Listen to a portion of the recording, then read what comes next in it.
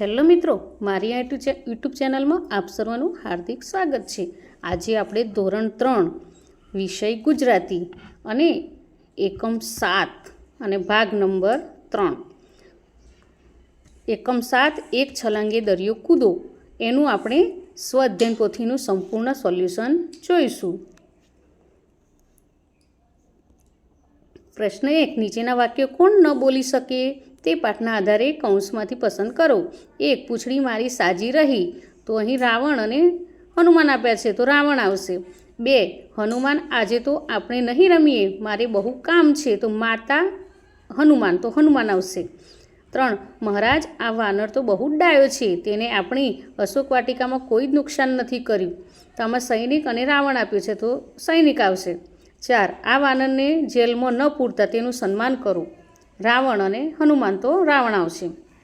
5, તમે આસન નહીં આપો તો ચાલશે, હું ઊભો રહીશ, રામ હનુમાન, તો હનુમાન આવશે। પ્રશ્ન 2, પાઠમાં આવતા કેટલાક શબ્દોના અર્થ આપવામાં આવ્યા છે, તેને જોઈને તેની સામે પાઠમાં આવતા તેના સમાનાર્થી શબ્દ શોધો અને તે વાક્ય ફરીથી લખો। તેમાં કૌંસમાં આપેલ ક્રમ એ પાના નંબર છે, જેથી તમને એ શબ્દ શોધવામાં સરળતા રહેશે। ઉદાહરણ તરીકે, ધીમે ધીમે હસવું, તો મરક મરક હસવું, એ તો મરક મરક હસતા રહ્યા। 1, થોડા થોડા સમય, તો વારે વારે, તેનું વાક્ય છે ઉનાળામાં વારે વારે પાણી પીવું જોઈએ। 2, દરિયાને પાર કરીને તો દરિયા પાર, એનું વાક્ય છે હોડીમાં બેસીને દરિયા પાર જવું છે।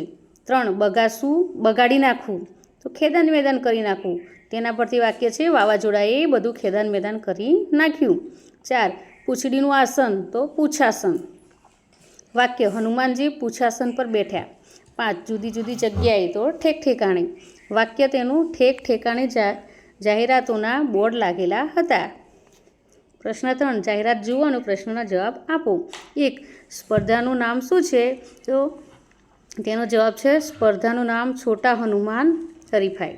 2, સ્પર્ધાનું નામ છોટા હનુમાન હરીફાઈ કેમ રાખ્યું હશે, તો તેનો જવાબ છે સૌથી ઊંચું કૂદવાનું હતું એટલે।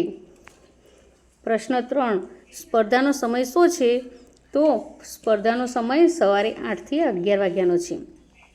4, સ્પર્ધા કઈ શાળાના મેદાનમાં છે, તો સ્પર્ધા એકલવ્ય પ્રાથમિક શાળાના મેદાન વડોદરામાં છે। 5, શું અમદાવાદમાં ભણતા લોકો સ્પર્ધામાં ભાગ લઈ શકશે, તો ના, અમદાવાદમાં ભણતા લોકો સ્પર્ધામાં ભાગ નહીં લઈ શકે। પ્રશ્ન 4, પ્રશ્નનો જવાબ કાવ્ય પરથી આપો। કાવ્ય છે હનુમાનજી દેજો સંદેશો મારા રામને, આટલું કહેજો મારા રામને, હનુમાનજી દેજો સંદેશો મારા રામને, અશોક વનમાં ઝૂરી રહી છું, રામના વિયોગની વેદના સહું છું, વહેલા મોકલજો મારા રામને, હનુમાનજી દેજો સંદેશો મારા રામને, લંકાની નગરી તો સોને મઢેલી, રાક્ષસોની ભૂમિ છે દગા ભરેલી, એવું કહેજો મારા રામને, હનુમાનજી દેજો સંદેશો મારા રામને, લંકાની નગરીનો રાજા રાવણ છે, 10 એના મસ્તક અને 20 એના હાથ છે, ચેતાવી દેજો મારા રામને, હનુમાનજી દેજો સંદેશો મારા રામને। તો આ કાવ્ય પરથી પ્રશ્નો આપેલા છે કે 1, હનુમાનજી સંદેશો આપે તો એ શું બન્યા કહેવાય, તો દૂત। 2, રામના વિયોગની વેદના સહું છું, એટલે રામ નથી આથી દુઃખી છું। 3, વહેલા મોકલજો મારા રામને, આવું હનુમાનજીને કોણ કહે છે, તો સીતા। 4, માથું શબ્દ માટે કાવ્યમાં કયો શબ્દ વપરાયો છે, તો મસ્તક।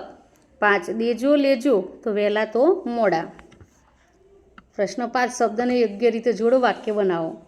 તો અહીં ઉદાહરણ તરીકે ગુલાબ, તો અહીં સામે આપ્યા છે ઊંડું, કડવું અને ગુલાબી, તો વાક્ય બનાવવાનું છે, તો મને ગુલાબી ગુલાબ ગમે છે।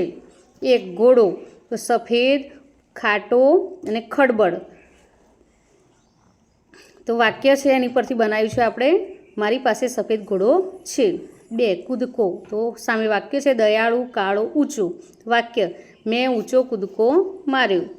3, ઘર, તો મોટું, મીઠો, લાલ, મારું ઘર મોટું છે।